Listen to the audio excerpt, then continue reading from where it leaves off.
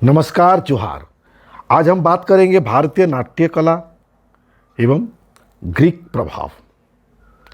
Greek के बारे में कई एक बार बातचीत हो चुकी है और हर कोई जानते हैं। ऐसे भी ग्रीसीय साहित्य और संस्कृति को पाश्चात्य का आदि जननी कहा जाता है, अग्रदूत कहा जाता है। ग्रीक को छोड़ देने से पाश्चात्य का साहित्य संस्कृति शून्य है। और सिर्फ इतना ही नहीं, बल्कि विश्व साहित्य का मूलाधार ग्रीस है। ये प्रमाणित करने के लिए पाश्चात्य के विद्वान कभी पीछे नहीं हटते। तो वो प्रतिपादित करने के लिए हमेशा आतुर रहते हैं कि भारतीय नाट्य कला भी ग्रीक नाट्य कला से प्रभावित है, बल्कि उधर से यहाँ भारतवर्ष में आया है। आइए कुछ बिंदु पर हम पहले बात करते, कुछ बिंदुओं पर। जैसे उनका मानना है कि प्रस्तावना, हमारे भारतीय नाट्य परंपरा में प्रस्तावना है, दृश्य विभाग, दृश्य विभाजन, वस्तु विन्यास माने आलेख लिखते हैं जो, वीट, विदूषक चरित्र आदि भी सब ग्रीक थिएटर से आया, पाश्चात्य से आया है। ये उनका मानना है।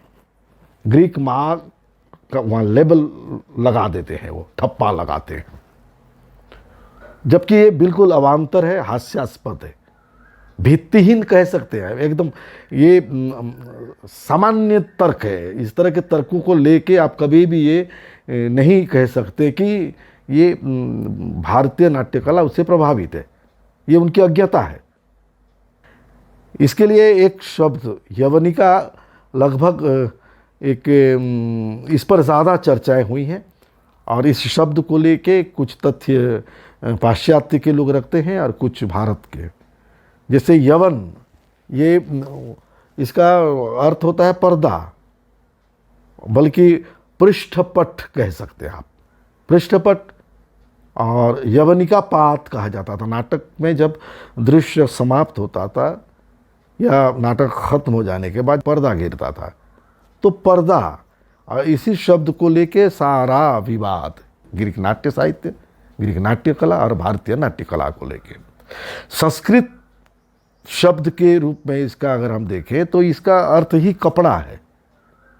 और नाव का पाल, नाव जो पानी में चलते समय उसमें एक बहुत बड़ा सा कपड़ा लगा रहता है, देखे होंगे, उसे कहा जाता है यवनिका। तो भारत में ये शब्द अपना है। आप इसको कहाँ से ये कर सकते, बल्कि पारस्य से आया, कुछ लोगों का मानना। तो पारस्य से कपड़े आते थे यहाँ, उसमें कार्य किए रहते थे, तो उसे उस ढंग से भी लिया गया है। तो हमारे यहाँ के नाटकों में भास और कालिदास, भवभूति आदि, उन लोगों ने जितने भी नाटक लिखे हैं, उन संस्कृत नाटकों में कहीं भी यवनिका का प्रयोग ही नहीं है, यवनिका शब्द ही नहीं है। तो फिर आप कैसे ग्रीक ठप्पा वहाँ लगा रहे हैं? ये तो कहीं से भी युक्ति संगत नहीं है। हाँ, 10वीं सदी में राजशेखर कृत नाटक, प्राकृत नाटक, कर्पूर मंजरी, जो कि संस्कृत नहीं प्राकृत नाटक था, उसमें इसका सबसे पहला प्रयोग इस शब्द का, यवनिका का, हुआ है। तो फिर उससे कितने पहले से हमारे यहाँ नाट्य कर्म चल रहा है, नाट्यशास्त्र लिखा गया है। तो इस दिशा में अगर वो अभी भी उस तरह से तर्क देंगे तो ये कहीं भी तर्क संगत नहीं होगा। जैसे कि नाटक शकुंतला में, शकुंतला के द्वितीय दृश्य में यवनी शब्द का प्रयोग हमें मिलता है।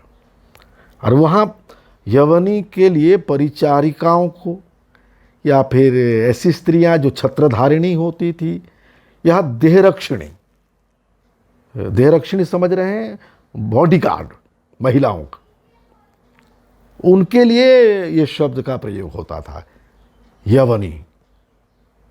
तो जब भारत में इतने पहले से, जैसे रघुवंश, कालिदास रचित रघुवंश में पारस्य देश की महिलाओं के लिए ये शब्द का प्रयोग किया गया है। तो पारस्य से यहाँ आया कहाँ? रघुवंश अपने आप में बहुत ही पुराना नाटक है, और उसमें पारस्य देश के महिलाओं के लिए यवनी शब्द का प्रयोग किया गया, कि उसमें जैसे एक श्लोक भी है, यवनी मुखपद्माना। हाँ, यवनी मुखपद्माना एक लाइन है उसमें।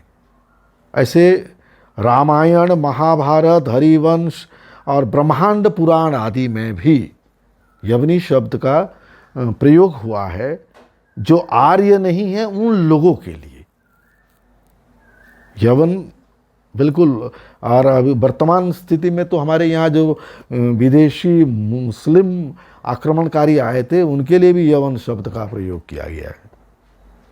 तो आप यवन या यवनिका शब्द को लेकर एक बहस करके आप प्रतिपादित नहीं कर सकते हैं कि भारतीय नाट्य परंपरा उस पर विदेश या ग्रीक रंगमंच पर आश्रित रहा है। एक हमारे मध्य प्रदेश में रामगिरी पहाड़ है।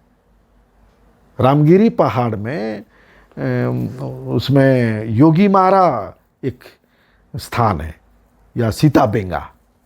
इस जगह पर एक बहुत बड़ा नाट्यगृह हमारे सामने आया है। तो संगीत रत्नाकर और भरतनाट्य शास्त्र में रंगशाला का जैसे बनाने की पद्धति है, और इसमें संगीत रत्नाकर में भी जो वर्णित है उसी ढंग का माना जाता है। तो कुछ लोगों का उसे ग्रीक एम्फी थिएटर के रूप में उसे मानते हैं। ग्रीक और भारतीय परंपरा में दोनों नाटकों की पद्धति ही अलग है। देख लीजिए, भारतीय नाटक रस प्रधान है और ग्रीक नाटक चरित्र प्रधान है। ग्रीक का ट्रेजेडी कॉमेडी प्ले का एक अपना व्याकरण है, एक नाट्य शैली है।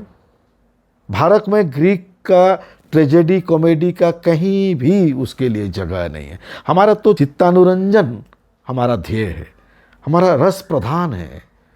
हम उनके unity of time, unity of place आदि वो यूनिटीज़ को नहीं मानते हैं।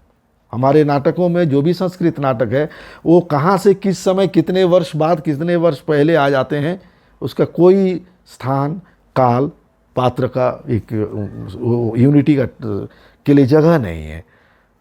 जबकि हमारे यहाँ अलग है। हमारे यहाँ कोई हत्या, युद्ध, चुम्बन, कोई अश्लील दृश्य, राष्ट्र अहित में कोई बात हो, तो इस तरह के दृश्यों का हमारे यहाँ बिल्कुल स्थान नहीं है संस्कृत नाटक में। हमारे यहाँ अंकावतार, स्वगत उक्ति, विषंभक, चूलिका, ये सब का प्रयोग है। तो उनके यहाँ कोरस है, कोरस संगीत। तो कोरस हमारे यहाँ नहीं रहा है। संस्कृत नाटकों की बात कर रहा हूँ, क्योंकि इतिहास की बात आ रही। आज तो इस्तेमाल हम अलग अलग पाश्चात्य नाटक से पूरी तरह प्रभावित होकर हम कर रहे हैं, वो उसे भूल जाएं। आपको थोड़ा पीछे संस्कृत नाटक की तरफ लौटना पड़ेगा, और वहाँ ये सब कहीं नहीं मिलेगा। बल्कि हमारे नाटक जो हो तो बहुत उनका आकार भी बड़ा होता था, और संस्कृत नाटकों की भाषा की दृष्टि से तो कहीं भी पाश्चात्य के नाटक उसके सामने भाषा शैली के साथ कहीं भी उनका कोई तुलना नहीं हो सकता है। आप उनका नियतिवाद ज़्यादा, उनका जैसे ओडिपस को लीजिए। ओडिपस में आप लक्ष्य करेंगे कि जो भाग्य में था वही होगा, चाहे कितना पाप कितना गलत हो जाए। हमारे यहाँ पाप पुण्य, अगर पाप है तो उससे अब ये भी है, प्रायश्चित भी है। हमारे यहाँ क्षमा है, दोष है तो उसके लिए क्षमा है। तो दोनों नाट्य परंपरा में बिल्कुल एक अलग अलग, कहीं कहीं पर एक जगह एक आध बात हम माने तुलना कर सकते हैं, पर ये तो बड़ी बातें हैं। इससे आगे कहाँ से क्या हो जाएगा कि हमारी नाट्य संस्कृति ही अलग है, हमारे नाट्य परंपरा ही अलग है।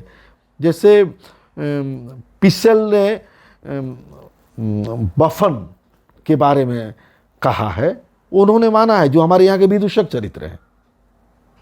तो बफन देख के हम विदूषक चरित्र हमारा नहीं है, विदूषक हमारा पहले से हमारा चरित्र रहा है।